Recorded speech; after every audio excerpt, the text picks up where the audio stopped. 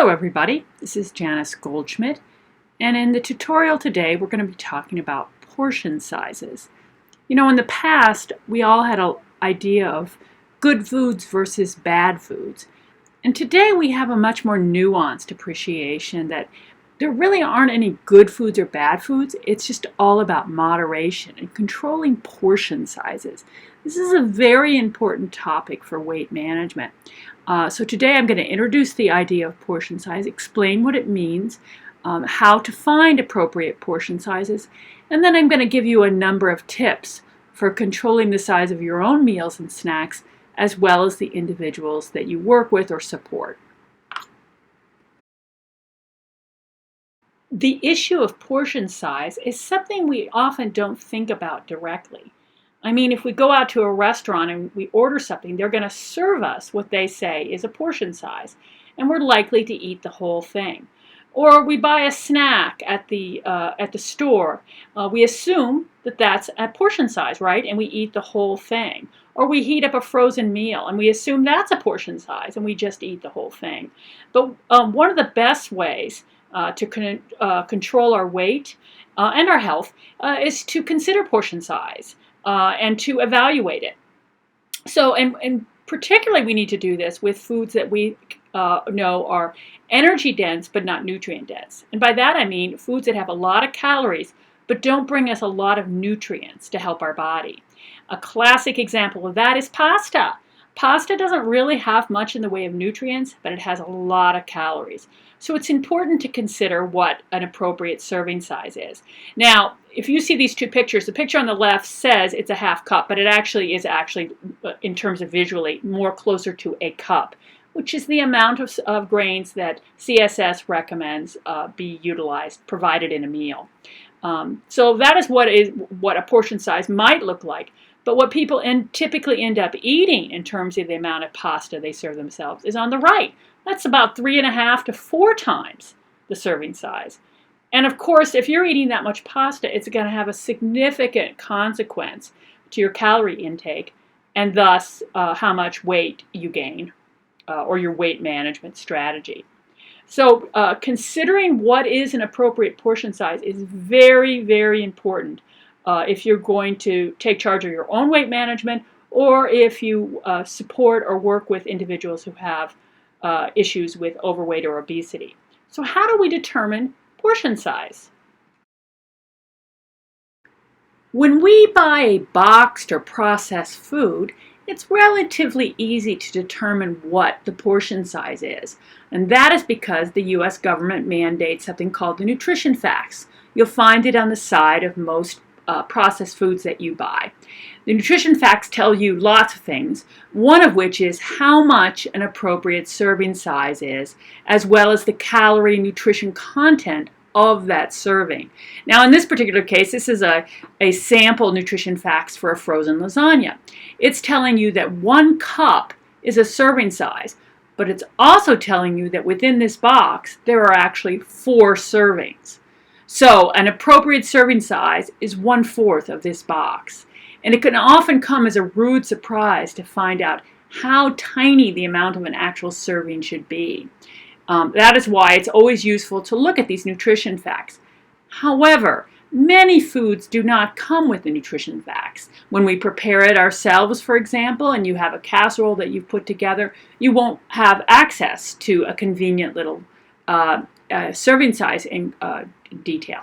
Likewise, when we go out to dinner or drive-through carry-out, we often will not, it will not come with a serving size amount. So we've got to have some tools to help guide us to more appropriate serving so that we don't overeat, right? We want to be healthy, we want to control our weight, we want to control our portion size. So let's look at some tips you can utilize in the real world to help you shape your eating behavior and the individuals that you support into appropriate amounts of food. One very good place to start when you're trying to control portion size is to follow the MyPlate guidelines. MyPlate comes to us from the United States Department of Agriculture.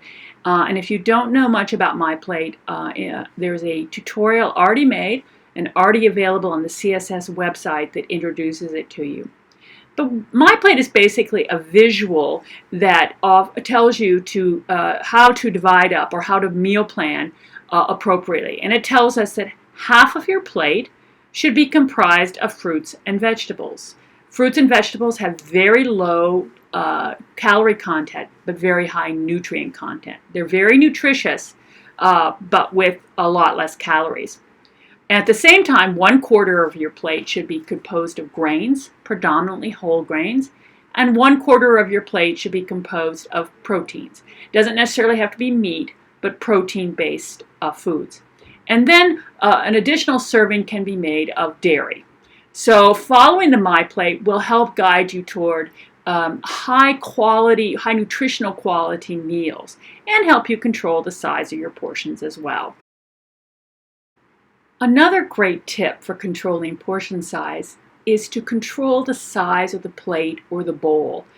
It's really a sleight of hand. If you're looking here at the same dinner on 2 different plates, and it looks like you're getting so much more from the plate on the left, that's just because your eye takes that in and says, wow, that's bountiful. But it's the exact same amount on both plates. And studies have shown that the visual component of eating is huge. So if you think you're getting plentiful amounts, you feel fuller. It's an emotional response to the food. If you feel like you're not getting enough, you're not going to feel as full. So help trick yourself as well as the people that you work with or support by controlling the size of the plates. You can get smaller plates, you can get smaller bowls. And that just gives you another tool in your arsenal when you're attempting to create appropriate portion sizes. Tip number 3 relates to eating out. One of the big areas of American society where portion control is really out of control is when we dine out, particularly in fast food places. And it's got a positive. They're trying to give you a lot of bang for your buck, but the calorie amounts are just astronomical. So the first thing you can do is when you're dining out is, assuming it's not a McDonald's type of context, but a restaurant, you can ask to have half of it packed away. You're going to eat half here, you'll take the other half with you. But another thing that you can do is just be aware of how much food you're getting. So here we have a hamburger with French fries. That is a tremendous amount of food. You can adapt that meal to make it more appropriate portion sizes. If you notice in the picture in the upper right there, what they've done is cut the hamburger in half, cut the fries in half, and added some vegetables, which we'll talk about in a future tip. By doing this simple task of halving the hamburger and the fries, you're cutting out 700 calories. 700 calories is an entire meal in and of itself. Okay, so be aware that when you dine out or when you carry out, there's a tremendous amount of food, too much food. So make changes. Either put aside half of the meal for later or have them pack up half the meal to take with you when you leave and adjust the meals, because if you sit down with the entire meal in front of you, you're likely, or the person you support is likely going to eat it all. And that is simply too much.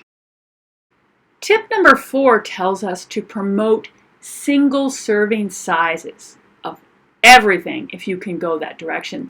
The picture on the left there has an individual with a big bowl of chips, and they're likely to continue eating and just continue eating and continue eating because nothing is shaping their behavior. If you have the choice to eat more rather than less, you're likely to eat more. The picture on the right is 6 bags, individual bags of chips. You typically eat 1, and it really helps to shape your behavior. We typically stop after 1. Even the individuals I work with in the teaching kitchen, they understand the concept of the single serving bag. They eat 1 and they accept it. If I ask them to eat an appropriate serving size from a larger bag, they're not likely to comply. We're going to eat as much as we possibly can. And by using individual serving sizes, we really nicely help control the behavior. And you can use individual serving sizes in, frozen meals that you buy, in snacks, absolutely in desserts. It's a great way to prevent overconsumption of sweets. But in lots and lots of foods you can get now in individual servings. So utilize these as another tool.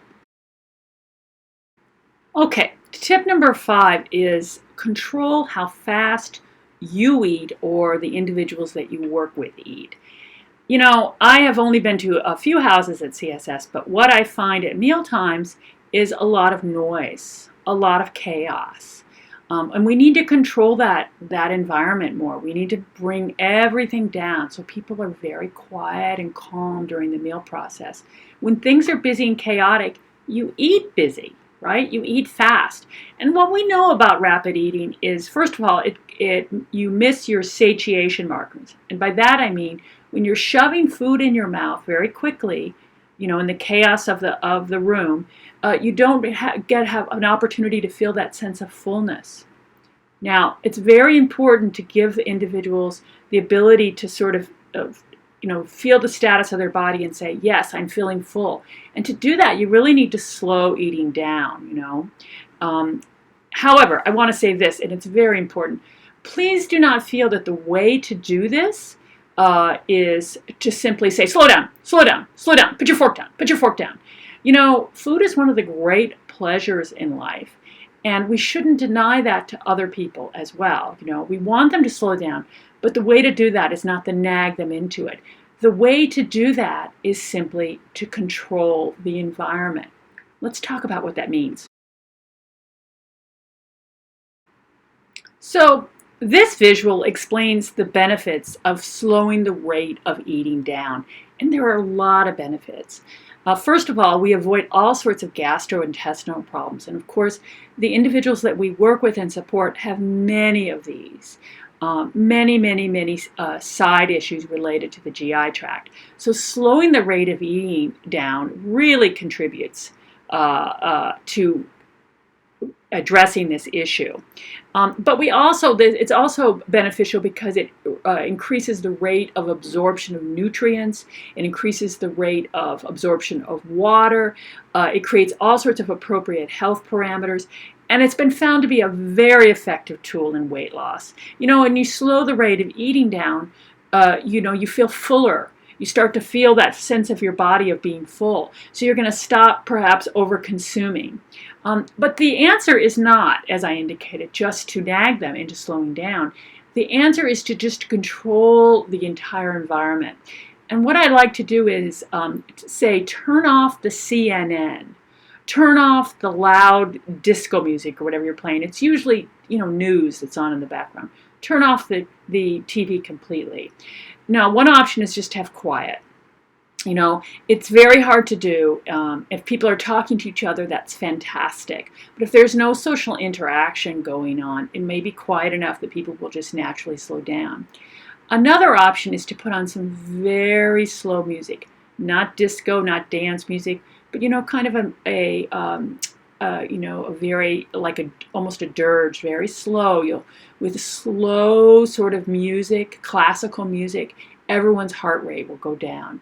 And the slower the heart rate, the slower the rate of consumption, and the more benefits to health. So please, let's not nag people about eating slower. Let's just change the environment, make it less chaotic during meal times so that everybody starts to slow down, the heart rate starts to slow down, and everyone's just going to naturally eat at a much slower pace.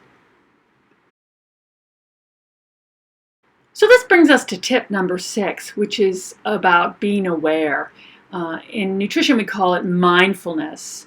Being aware of what you're eating and thinking about it. So often we eat in front of the TV or the computer. We're eating, but we're really watching a TV show or listening to something. We need to have our minds focused on the meal, the pleasure of it, how it feels, how it tastes. That's going to bring us to a better understanding of our body and when we are full. So it's again back to that thing, let's turn the CNN off, okay, during meal times. Let's be mindful of the meal, and it'll bring everybody's heart rate down and slow down the rate of eating. Okay, so tip number 7 is going to sort of go back to MyPlate. In MyPlate, they said half the plate should be fruits and vegetables. Vegetables are going to be very important to creating a sense of fullness. And, when we talk about how little some pasta is, as a serving size. You get very little if you really ate a portion size. The way to augment that, to make you feel fuller off that tiny amount of pasta, is to add vegetables to it. This is a visual to show you what 400 calories of meat looks like in terms of volume in your stomach on the left. And on the right are 400 calories worth of vegetables. That is a lot of vegetables. 400 calories of vegetables is a tremendous amount of volume. So vegetables are going to help us feel fuller. If we're going to get away with a tiny size of pasta, a true portion size, the only real way to do it is to augment it, to add vegetables to the meal. And vegetables very nicely fill us up, make us feel fuller, and more satisfied with that tiny little portion size of rice or pasta or whatever else is going with the meal. Well, there'll be many times when it'll be very challenging to determine what is the appropriate portion size. Perhaps you won't have access to the nutritional side of the box, or you need some guidance. And one great way is to utilize your hand. How much meat should you get? About the size of your palm is the rule of thumb, so to speak. How much butter? How much peanut butter? For fats, we talk about our thumb, the size of your thumb, and you can see the visual there. How much pasta? How much pasta is a half cup? About a cupped hand. That's about how much pasta you should get. And what about fruits and vegetables? You need a whole cup? That's about the size of your fist. So your hand makes a convenient guide for determining portion sizes when you're out in the community. So that's another tool you have in helping shape portion sizes. And there I am. I am here to support you. I hope you enjoyed this introduction to portion control. We have a lot of individuals who need weight management because they're either overweight or they're obese. Portion control is a very powerful tool in helping control a weight gain. And food's around us, and having some tips, some tools to utilize in terms of determining what is an appropriate portion size is really going to help you serve the individuals that you work with better. I look forward to your questions, suggestions, concerns. If you have any ideas for future videos, please let me know. And I'll see you in the next video.